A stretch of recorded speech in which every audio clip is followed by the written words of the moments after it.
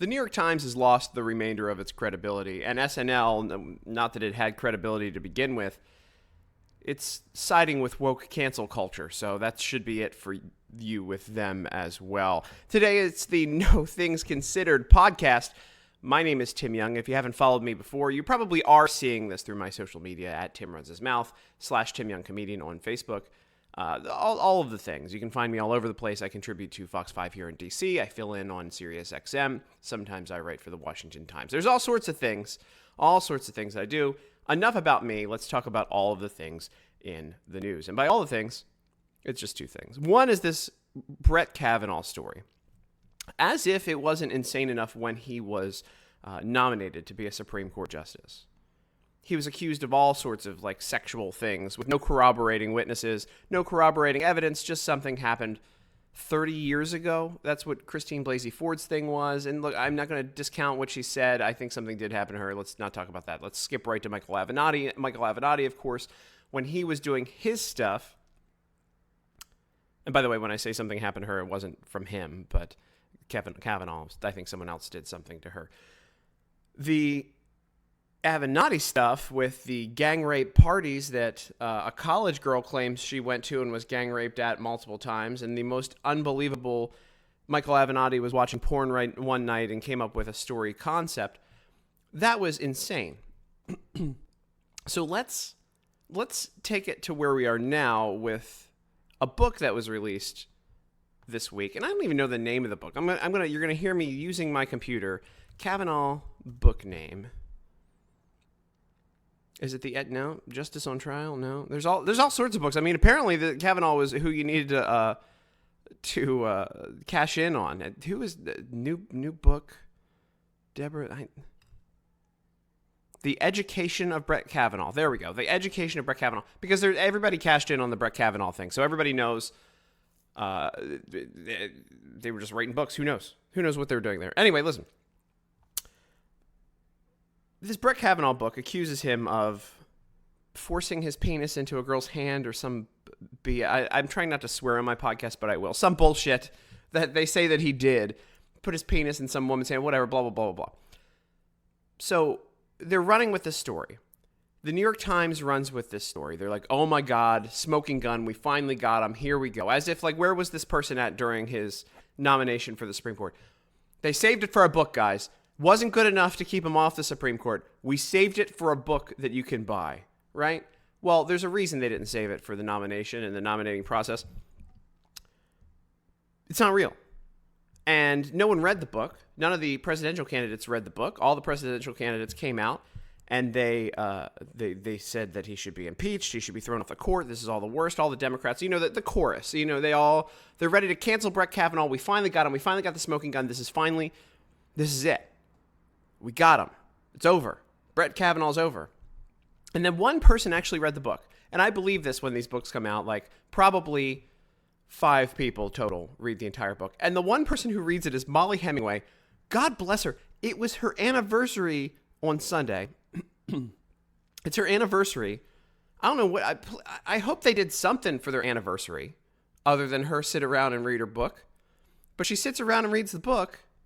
And it turns out that there's no evidence whatsoever. The person who they're claiming was assaulted by Brett Kavanaugh will not testify to it, does not recall what was going on, and doesn't want any further interviews about it. All of the information in this situation comes from a former Clinton attorney named Max Stier. Max Stier, who went to school with Kavanaugh and who defended Bill Clinton during the impeachment, is who's making all this stuff up. So this guy just kind of spitballs, right? Or girl, I don't know what Max is one of those Sam, I don't know. Just starts throwing stuff out about Kavanaugh sexually assaulting a woman. The woman doesn't remember the incident. You'd think you'd remember the incident. He wasn't Bill Cosby in college or ever. You'd think you'd remember the incident. And then you'd think you'd want to come forward with the book. She didn't want to come forward with the book because it's not a real story. So they keep saying there's an accuser, and you think the accuser is the person, an accuser, Brett Kavanaugh, is the person who was allegedly assaulted. It wasn't. The accuser is an attorney who worked for the Clintons. This is mind-blowing. So the New York Times runs with this story. Then every Democrat candidate runs with this story. And then on Monday morning, after Molly Hemingway, God bless her, on her anniversary, was the one person who read this stupid book, printed a tiny retraction at the bottom. So it's like they went out in the street and they were like, Brett Kavanaugh's a racist. Or racist. They might as well say that too. Brett Kavanaugh's a rapist. And while everyone's screaming and they got the mob riled up, they turned around and they were like, oh, and by the way, we don't have any evidence of that. Just some guy told us something. So that's how you wonder why they're called fake news. You wonder why they're called fake news. They wonder why they're called the enemy of the people. It's because of stories like this. The New York Times has lost all their credibility with me, and not just me. I'm getting texts from people. I have progressive friends. Get over it.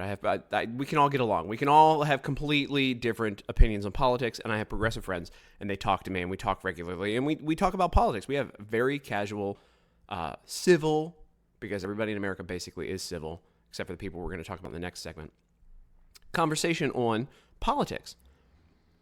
And they called me up, and they're like, that's it for the New York Times with us. This was ridiculous. It's political, and none of these candidates are going to walk it back, are they? And I'm like, no, they're not. They ran with Brett Kavanaugh as a rapist, again, dragging his name through the mud, based off of false allegations from not even an alleged victim, from a Clinton attorney, a former Clinton attorney, who is making up something about a victim that doesn't want to come forward. The term accuser is being used loosely here, because it makes it seem like there is an actual person or an actual alleged victim. And then the entire story was just dropped as a bomb, an activist bomb to try to end Brett Kavanaugh again. And it worked. I mean, it didn't end him, but like the disinformation was sown. You know, the left went nuts because a couple of Russians spent like $100,000 on Facebook to buy ads to quote unquote influence the last election. That was the worst thing that's ever happened. What happens when the paper of record for America, one of the top papers in America, tries to, and there's my alarm going off, tries to ruin someone by pushing literal disinformation, literally pushing a lie to try to ruin someone?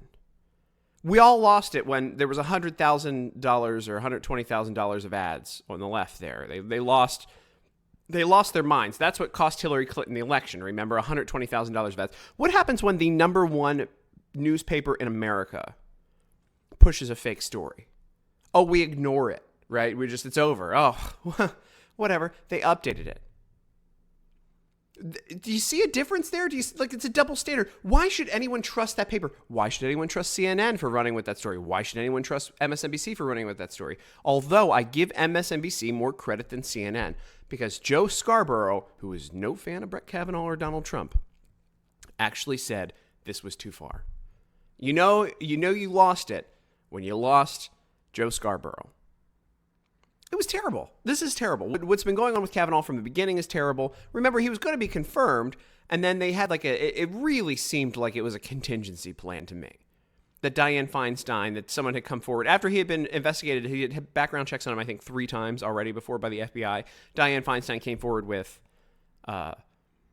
some sort of late. She held on to the name of someone who allegedly was assaulted by him, ended up being Blasey Ford, and that whole story. And you saw how we don't need to recount that entire thing, but it was a delay tactic to see if the 2018 election would shift the Senate, so then they could get rid of any Trump nominee for the Supreme Court. That's what that was. But this really got me this time, because I want to believe in the media. I want to believe that people are good at the end of the day and that people want to actually report and have credibility at the end of the day. But this was completely activist media. They wanted to get rid of Brett Kavanaugh. They've been trying to get rid of Brett Kavanaugh. They hate Donald Trump. They have Trump derangement syndrome. And they are pushing an actual piece of disinformation, a disgusting piece of disinformation. They're trying to slander the guy. They're trying to defame him. And in this instance, I think he actually has a right to sue. He won't, because he's a Supreme Court justice. But he has the ability. I think he could win here, because they literally were basing that article off of that book that had that information in there, that the accuser was not the woman who was allegedly assaulted, and that she didn't want to come forward and testify it, and she doesn't remember it ever happening. which means nothing happened. For those of you playing along, nothing happened. It's not a Bill Cosby situation. Nothing happened here. It's the grifters who have made it.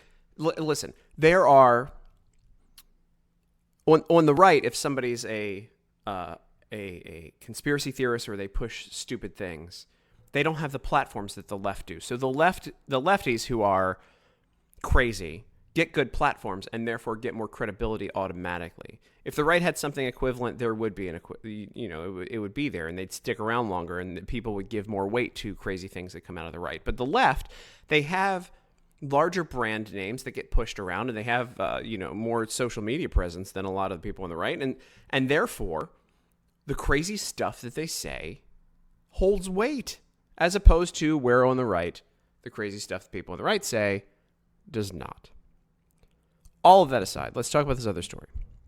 Shane Gillis is a comedian who was picked up by SNL and then quickly gotten rid of by SNL. Why? Because he made fun of Asian people and was trying to be funny about Asian people on a podcast. I believe that was the main thing that he said. I'm sure he said lots of other things. We need to talk about this because it's called cancel culture.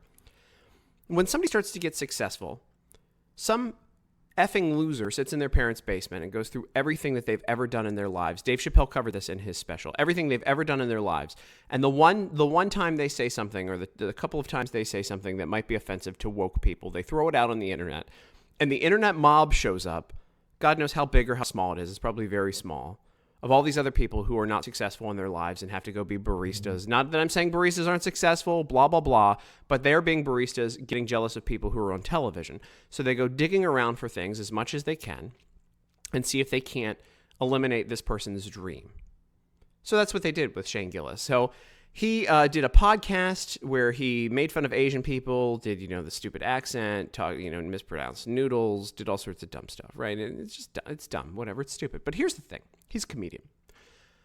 He's not up for political office. He's trying to be funny. And you swing and miss when you're funny. But also, I know about swinging and missing being funny, but in this instance, and anytime you hang out with comics say offensive things. They try to be funny. He was on the record. He knew there was a microphone in front of him, as there's a microphone in front of me now. And he was trying to make a joke. It just didn't work to a group of people.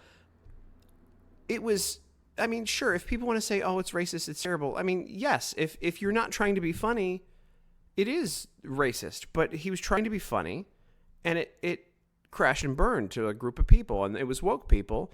And they're like, it's time to end him now, because how dare he get on our woke show, SNL, which it is. Let's start with, we should have started with that. SNL is now woke, right? We don't want to offend anybody. Everything has to be we have to tick lots of boxes before we go on air. We need to have, all sorts of, just all of the lefty things. And they showed their hand. If we're playing poker, they showed their hand when Kate McKinnon, after the 2016 election, they had a cold open where Hillary Clinton played the piano. Her character, Kate McKinnon's character of Hillary Clinton, played the piano and sang Hallelujah as if it was a effing funeral for Hillary Clinton, and everyone was depressed in America. Everyone was not depressed in America. Half of America thought it was great, right? But they showed their hand. It wasn't funny. They were depressed. They were sad, and they were like, let's do a moving tribute to the death of our political party here because we love and worship Hillary Clinton. And that's exactly what they did. And so that they showed their hand, exactly what's going to happen on SNL from that point forward. And it has been that. Nothing but that nonstop. They helped push the Russian conspiracy stuff. You want to go with disinformation, the Russian collusion with the Trump campaign, they helped push it as well. If we're going to go with this, how terrible $120,000 on social media was when the Russians did it. We're going to ignore when the New York Times pushes a completely patently false story that they knew was false. And you see SNL pushing this Russian collusion thing and everything else. Listen, hey, if we're going to be woke, if we're going to call out every little thing, then there you go. But anyway, so the woke cancel culture people who are sitting in their parents' basements, who barely make it by going and, they probably have an Etsy store where they make jewelry for themselves and other people and try to charge, $15 for penny necklaces or whatever they are. They go and try to dig up everything they can on this guy and try to end his career based off of a couple of things he said. Listen, I'm a comic. I do not perform as much as I'd love to, but I get to do television. I get to do radio. I get to do this. I get to be quoted and do everything else. Like, my hand's everywhere. I'm constantly commenting on things. I wish I got to perform more. But one of the things I knew and one of the things I learned from very brilliant, very funny comics is that some of the darkest conversations I've ever had in my life are held backstage at a comedy show. Awful things that you would never say in person with anyone else, but people are trying to be funny and trying to see what works and trying to gauge things off of other comics. People tweet things out trying to be funny. He was clearly on a podcast trying to be funny. And they're trying to cancel him based off of that. Look, people are going to be offended by something all the time. And I don't necessarily agree with what he said either, okay? I'll just, not necessarily, it wasn't, I didn't think it's funny. It's dumb. It was dumb. I don't do, like, accent poor, Asian humor and whatever, making fun of the food. I think it's remedial. But that doesn't mean that he should be canceled because of it. That doesn't mean his comedy career should come to an end. How dare he make it to SNL and have said things? He was trying to be funny, and comedians are dark people. They say funny things, and they say awful things backstage. I mean, you got to try, right? It's free speech. Comedy, the career of comedy, the profession of comedy, is the cornerstone of free speech. It's people pushing the edge, people trying to be different than the cultural and accepted norm in order to get a laugh. And that's all he was doing. Did he swing and miss? Yes. But what do you want? I mean, if you want woke comedy, then just go to like I don't even know. What does woke comedy look like? People complaining the entire time and then cussing you out when you say they're not funny? Because that happened just this week as well. There was two guys, I don't know what their names are. They were on the Hot Ones podcast video cast where they eat hot wings, like incredibly spicy wings, and answer questions. It's kind of a fun show to watch, by the way. And a friend of mine, a great journalist, John Levine from, I believe, the New York Post now, commented, so it was these two PC comics, and they were talking about how they need to be politically correct in comedy and how they won't make jokes about things anymore. Probably because they're friends with these woke people who want to cancel people like Shane Gillis for trying things that end up not being funny. Anyway, so he comments, my buddy John Levine tweets out and comments, I bet they're about as funny as lead paint. I bet their humor is about as funny as lead paint or something like that. And one of them, this is their, they're talking about how they need to be PC and whatnot, tweets at him, at me next time, pussy. And I'm like, wait a second. I thought you were supposed to be woke. I thought you were supposed to be PC. Why would you say something? Why would you attack somebody like that? And also, a comedian should have thick skin to be able to take a little bit of criticism. Sorry that a big baby couldn't take criticism from my friend John Levine, who was coming down on, again, PC woke culture. There are lines being drawn here, by the way. These people don't want free speech to happen anymore. That's where it starts. You start to take out the comedians because they say something offensive at some point to you personally, maybe not to other people, maybe not to an audience that they knew. Obviously, Shane Gillis, if he was able to make it to the level of SNL, understands what his audience liked at some point. All comedians understand who's coming to see them when they're making a bigger name for themselves. And he knew that saying what he was saying worked for that audience. If it doesn't work for you, you know what you can do? You can turn it off. You can turn it off. And it goes away. It's amazing how that works, right? So coming to his defense were Andy Kindler, who unfortunately watched CNN last night, who's a great comedian, great writer. I believe he used to write for David Letterman a lot. And Norm MacDonald, who everybody knows. And they are both saying this is cancel culture and this is bad. And of course the woke Twitter mobs are going after them. How dare you take up for a racist? How dare you take up for a homophobe? How dare you take up? That's not who they're taking up for. Who they're taking up for is their profession of comedy and people being canceled. It's not what he said. It's that he should have the ability to say it. And that's what's happening here. A comedian trying something funny is going to swing and miss. And it was a swing and a miss. But maybe somebody did find it funny. Who are we to judge that? It's free speech. We can say what we want. And this group of people wants to cancel people. They want to end them based off of something a comedian tried. And that's not right. And that will end a profession, because that will then, what we learned from this is that SNL will not hire you if you're not woke, right? So that path for a comedian who is trying edgier things, a comedian who's saying things that about race or about sex or sexuality or whatever they're trying to push, is never going to be hired by SNL now. They're going to look through everything they've ever said and say, oh no, we don't want you here. We're more interested in having Hillary Clinton, sad tributes to Hillary Clinton instead of bringing in something edgy. And that's what's happening. These people want to cancel other people's success because they don't agree with what they said, because they're pretending to be offended. Let's be very honest here. How many people are actually offended by things? I always think that this like social justice warrior, it's fake offense, right? You have to be like, oh, I can't believe you said that. Oh, I'm so broken up about it. Oh, let me tweet about it. Let me get some attention for it. I don't believe that people are actually truly offended by things. I think if someone is called a name directly, if there's a slur that's used towards someone, I think that's when the offense actually happens. I don't think that most of the mob that weighs in is there because they're offended. I think they're there because they want attention. So they're there to get their likes, get their retweets, rub all of the attention all over their face that they happen to be part of a group that's helping end someone else's career and canceling someone else. I think that's what's going on there. Because you're not, I mean, come on. The stuff, I was watching the clips that offended people, and I go, ugh. It's like a groaner, like, oh, God. I wasn't thrilled by it, but it's like, and I said, earlier, it's remedial, it's dumb, but, was I offended by it? If I were an Asian person, would I be offended by it? No, it's just stupid. It's just stupid stereotypes. If you're offended by it, you probably got some issues and need a safe space for yourself forever. Put yourself in a padded room and lock yourself away from the world. People are mean, right? People are mean in the world, and if you can't handle people's words, then you've got a lot of problems. This stuff bothers me, and the mob that comes after people, this is just giving into the mob. They showed here that SNL will listen to the mob, and that there's at least a group of executives somewhere who will pay attention when people scream and yell on Twitter about something someone said years ago in the past that they may now regret. We didn't even get to whether or not he regrets saying it or whether or not he thought it was funny.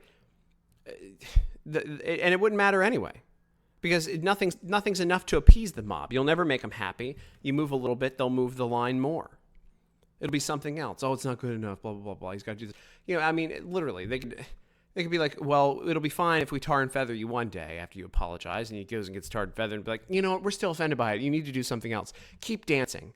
Because while we're sitting in our basements, barely making it off of our barista job, trying to ruin a successful person's life because of something they said years ago, a comedian who was trying something years ago, it'll never be enough. That's their entertainment. That's where they're getting their jollies. That's where they're getting off. Cancel culture is bad, people. And it's a threat to free speech. And we shouldn't trust the New York Times either anymore. But anyway, so Andy Kindler then went on Twitter last night, and he was like, why Don Lemon and Chris Cuomo are playing the offensive card, we're offended card on CNN, basically, for an industry they don't understand. Of course they are, because it's clickbait and they're crying and sad and the whole nine. I mean, it's the same thing over and over again. I think this is waking up a lot more people as to how the media is being manipulated now as well.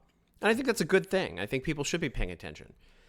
But I will say this cancel culture, this woke culture, these people would have you say nothing except for what they prescribe for you to say. And they would give you no platform if you were a Trump supporter whatsoever. And this Shane Gillis thing and Norm Macdonald standing up for him in this comedy thing has nothing to do with politics. It has everything to do with a culture of people who are pretty much fascist. They want to stop free speech so that you will only say things that they say, and not for any moral ground, but so that they can exercise their power over someone else.